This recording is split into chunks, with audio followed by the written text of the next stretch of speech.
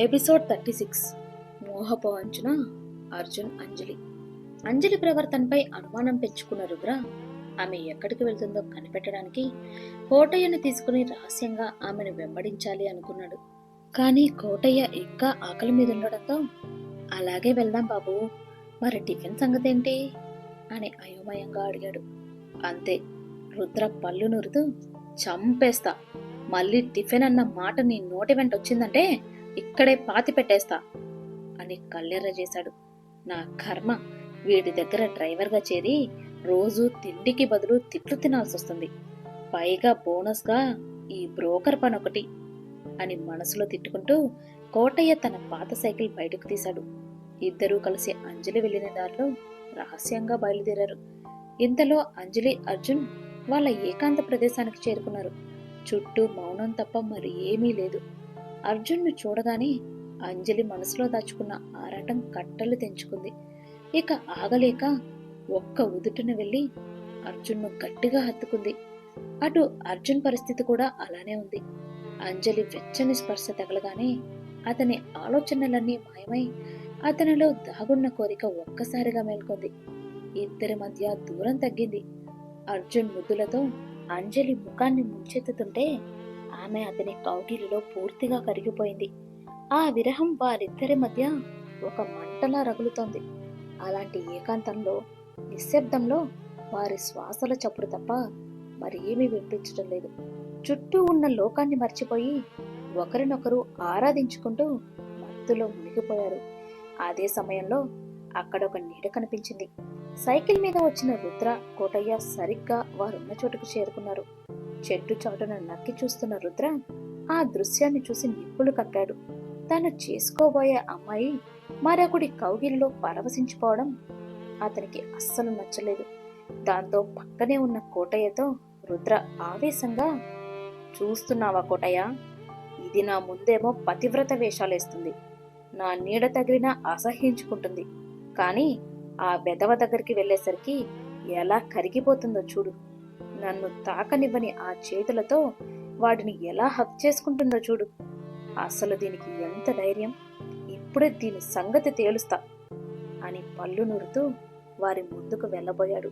వెంటనే కోటయ్య అతని చేయి పట్టుకుని ఆపి, ఏంటి బాబు, ఏం చేస్తున్నారు, ఇప్పుడు మీరు అక్కడికి వెళ్ళకూడదు అని అన్నాడు.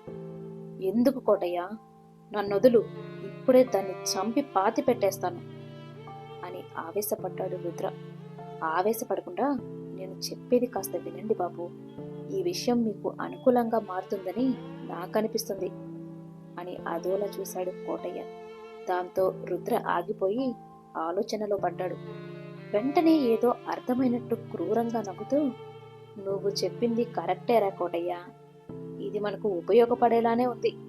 వీరిద్దరి రొమాన్స్ మనకి ఆయుధం అవ్వాలి కోటయ్య, వాళ్లకు మాత్రం జీవితాంతం మెడకు చుట్టుకుని ఉరితాడవ్వాలి. తీ, ఒక్క ఫ్రేమ్ కూడా మిస్ అవ్వకుండా నా ఫోన్లో ఇదంతా వీడియో తీ అని కసిగా అన్నాడు.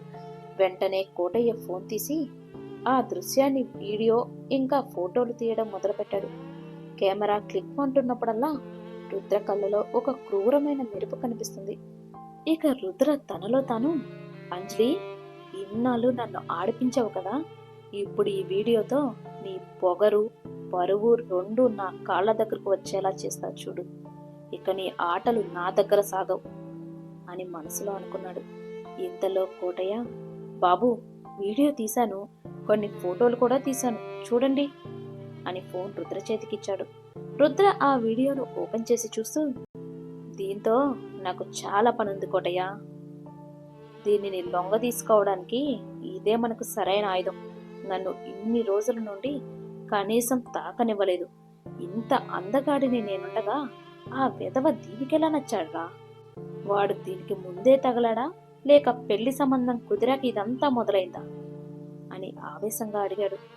ఏమో బాబు, ఇతన్ని మనం ఇంతకు ముందు కూడా చూశాం కదా అన్నాడు కోటయ్య. అవునురా, ఏదేమైనా సరే నేను దాన్ని అనుభవించాలి, ఈ రుద్రనే మోసం చేసిన దానికి తగిన బుద్ధి చెప్పాలి అని శపథం చేశాడు. ఆవేశంలో రగిలిపోతున్న రుద్ర మాటలకు కోటయ్య వణికిపోయాడు. అప్పటికే అర్జున్, అంజలి పూర్తిగా మత్తులో మునిగి తేలుతున్నారు. ఆ దృశ్యాన్ని చూడలేక కోటయ్య కంగారుగా, పదండి బాబు, ఇక మనం ఇక్కడ ఉండలేం. మన కర్మ కాకపోతే ఇదంతా చూడాల్సి వస్తుంది. వెళ్ళిపోదాం రండి అని అన్నాడు. రుద్ర ఆఖరిసారిగా అంజలి వైపు ఊరగా చూశాడు. ఆ చూపులో చంపేంత కసి, అణిచివేసేంత పగ స్పష్టంగా కనిపిస్తున్నాయి. ఇక అక్కడ ఉండలేక, సరే పద, ఇంటికొచ్చాక దీని సంగతి చెప్తా అని కోటయ్యతో కలిసి సైకిల్ మీద అక్కడి నుండి వెనుదిరిగాడు. మెల్లగా దూరమవుతున్న వారి సైకిల్ చప్పుడు తప్ప ఆ ప్రదేశంలో మరేమీ వినిపించడం లేదు. అంజలి, అర్జున్ తమ ప్రపంచంలో తాముండగా రుద్ర పగ మాత్రం ఒక నివురుగప్పిన నిప్పులా వారి జీవితాలను దహించడానికి సిద్ధమైంది. అర్జున్ కౌగిలిలో బందీ అయిన అంజలికి ఎక్కడో ఒక చిన్న భయం నీడలా వెంటాడుతుందనిపించింది.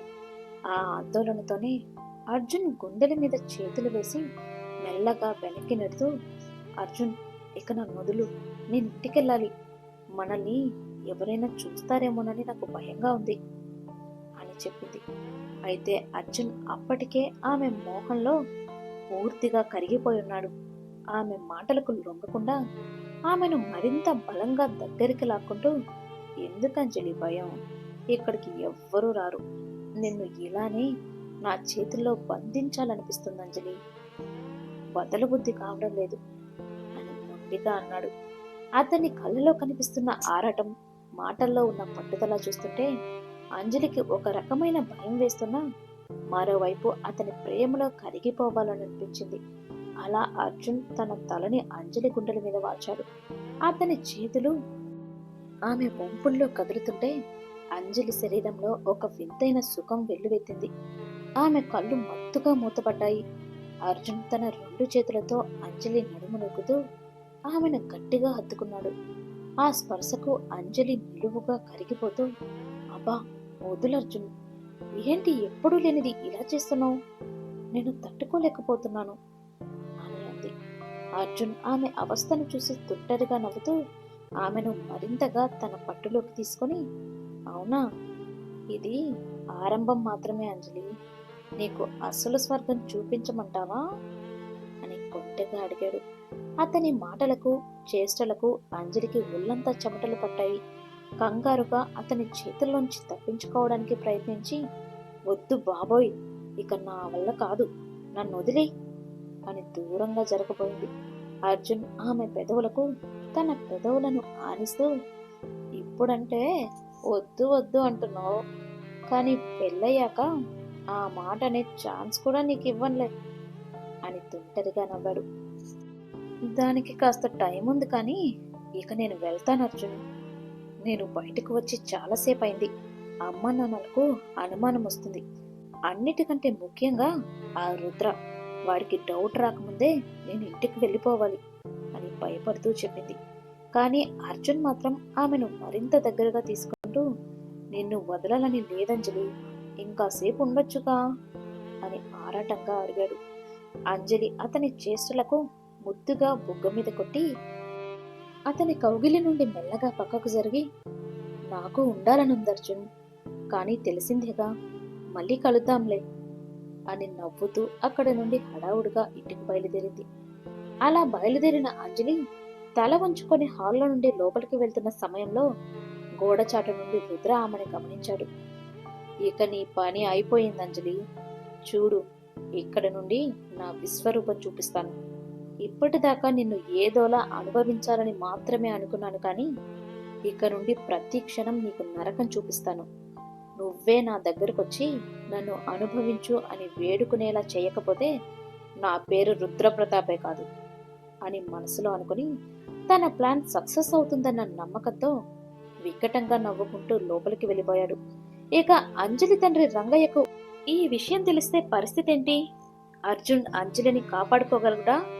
తెలుసుకోవాలంటే నెక్స్ట్ ఎపిసోడ్ కోసం ఎదురు చూడండి. మా ఈ స్టోరీ కనుక మీకు నచ్చినట్టయితే వెంటనే లైక్ చేయండి. అలానే మరిన్ని ఇంట్రెస్టింగ్ ఎపిసోడ్స్ కోసం మా ఛానల్ని ఇప్పుడే సబ్స్క్రైబ్ చేసుకోండి. Thank you.